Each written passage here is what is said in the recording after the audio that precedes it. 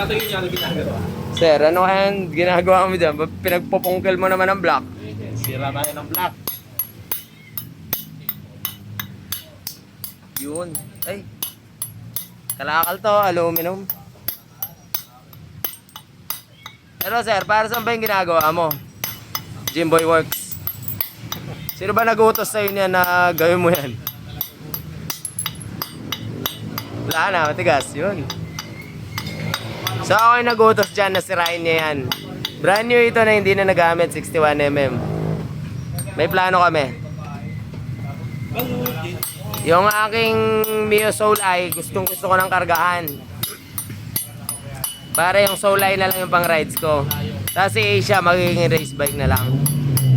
Ngayon, yung Soul Eye, wala akong makitang 63mm block. 59 lang.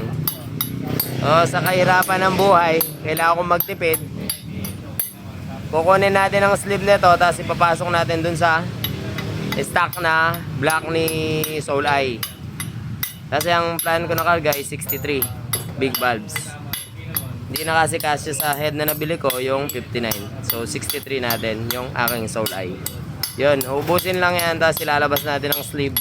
Tapos ipapa-rebore natin ng 63mm. Tapos sasaksak muna natin dun sa stock head, ay stock block. Ano lang gagawin din mo? Yan, katingin mo lang yan. Right. Yun, no? So, kinatin ko na rin dito. After gawin ni Jimboy, yan. Kinatin ko dito, tapos sinampas ko na lang para matanggal to. Yan, sa pawis lang yung muka. Makakatipid ka. Yan, so, tutornuin lang to, ubusin ito. Pwede pang katingin to dito? Masyadong matagal kung torno. Malaki pa yan, eh, uunti-untiin yan eh. So, cutting pa rin dito yan. Hanggang pagka maliit na lang, madali na tornohin to, katingin ko rin to mamaya. Baka ako nababanat dito mamaya pag wala akong ginagawa. Tapusin lang yung sa Caloocan. Alright, update tayo mga kapulido. So, this is part 1 ng ating Soul Eye. Hindi siya hybrid, kundi sariling gawa siya. Soul Eye upgrade ng 200cc or 199. So, bala na kung ano meron na pin na mabili natin. Out of stock kasi lahat ng pin ngayon. So, ito na yung finished product nung hindi pa pala finish. So, ito na yung kilalabasan ng block na 61 dito na nakatenga lang dito sa shop. Yan. Pantay na pantay yan. 0-0 yan. So, kailangan talaga perfect pagkakalagay para makuha mo yung pinaka-perfect na circle ng iyong cylinder sleeve. So, ayan, kukunin lang natin. Brand new to, old stock na masyado. Ayan, may mga crosscut pa. Old stock na matagal na nakatenga dito. Wala kasing piston ring, kaya hindi mabenta. Ayan. Ayan, crosscut pa yan, oh. So, brand new to na years of tenga. And dito na gamit. So, ito yung 61. Paparibore natin siya ng 63 niyan. Kunin lang natin yung sleeve. Lipat natin dun sa Soul Eye. So, ito na yung kinalabasan ng before finish. Yung pinagbabasag yung block. Tapos, pinag-grinder. So, lilinisin lang natin siya sa torno para mapalitan natin yung sleeve. Yun naman yung isasaksak natin dun sa ating stock bore. So, yun, paparaanan na natin yun. Hindi ito hybrid. Sariling gawa yung block kumbale. First time ko lang din to, pero kasi alam ko naman yung procedure. So, may press naman ako at may torno. Yun lang naman yung materials para magawa yung pagre-resleeve. So, yan kasi yung head ko, hindi siya pwede sa pang sporty. Hybrid na lang sana, kaso may nabili na akong head. Ang problema is hindi siya pwedeng i-hybrid na, ibig sabihin, sporty yung block. Tas Soul Eye yung head. Di kasi siya pwedeng i-hybrid na 63. Kasi may siwang na malaki. So, nasasayangan ako dun sa head. O, di magre-resleeve na lang ako. So, yan, kailangan perfect yan. Tapos, banatan na natin. So, ayan. Ito'y tiyaga ang malala. Kasi, kailangan mabilog mo muna siya para makain siya ng buo. So, ang reason naman kung bakit dini-DIY ko to kasi pwede naman ako magpa-resleeve sa iba. magastos kasi para sa akin. Eh, pag personal bike, alam nyo naman, tinitipid ng mga mekaniko. Kaya nagdi-DIY. So, kung magpapa-sleeve kasi ako, gagastos ako ng nasa 3.5. 3.5. So, paano yun? Black ko, tapos 3.5 gastos, tapos piston. So, ito, libre na to. Dahil ako na yung gagawa. Makakalibre ako. Matututo pa ako. So, yun. Kailangan mong tsagayin to, makuha yung bilog. Kailangan, unti-untiin mo talaga yan.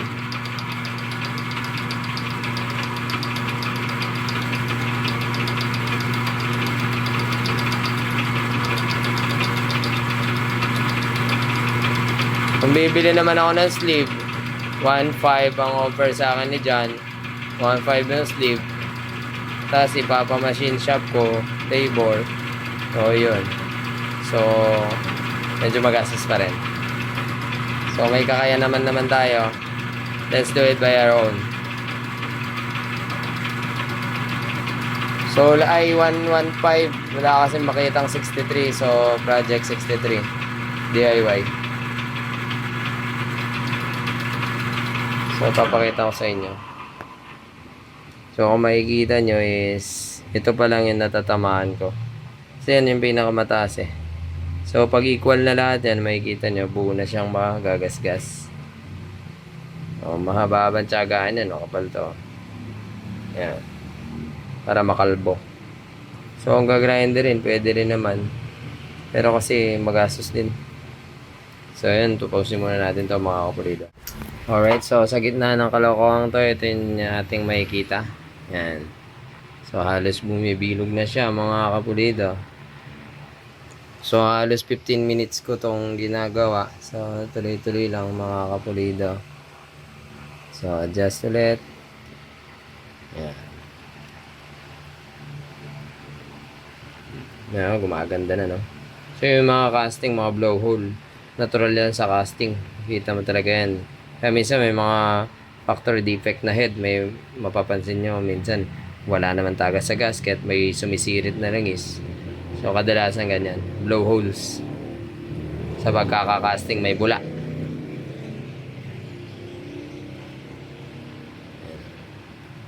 Ay, dumi lang pala yan. So yan. Hina-speed ko na para medyo mabilis yung pagtabas.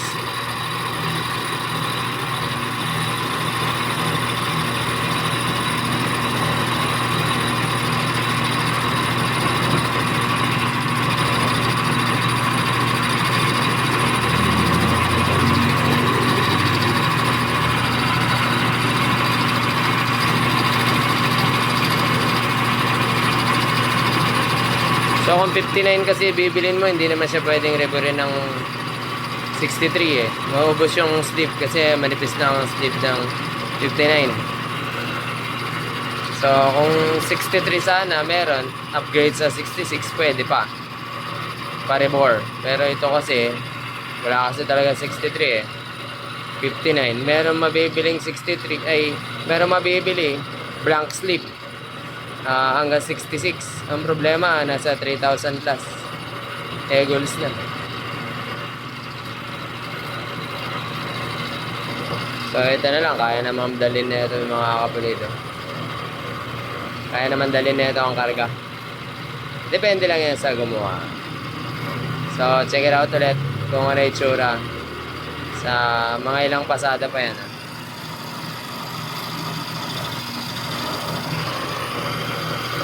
Naubos na yung aluminum. Pwede nga lang lusawin. Nilusaw na lang ito. Baga pala, plastic. Sunugin mo na lang. So, yan o. Bumibilog na siya o. Unti-unti na naubos. Pasadahan pa natin ng isa. Adjust ulit. Yan, didikit. Nakakadiin ko na nga eh. Para mapabilis. Para makauwi na kami eh. Mapalabas ko lang yung sleeve na ito, okay na.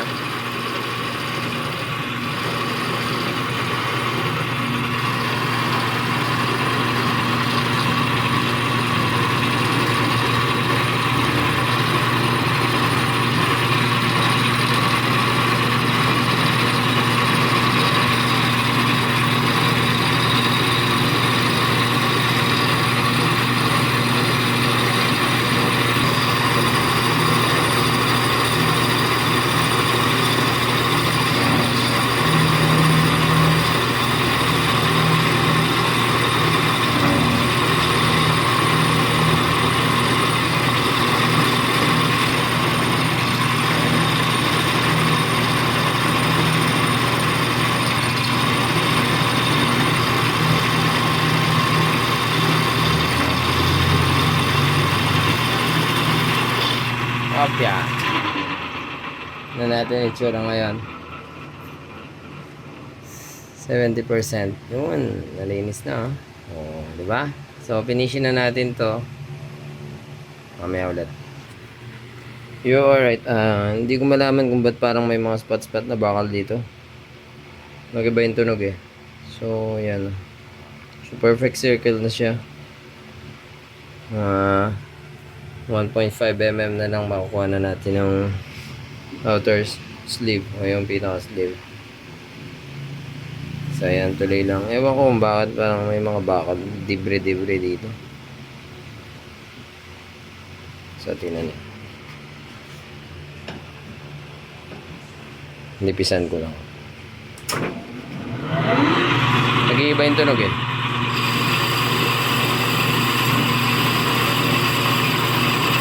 Ayan o. Tunog bakal talaga. May mga spot-spot talaga na bakal.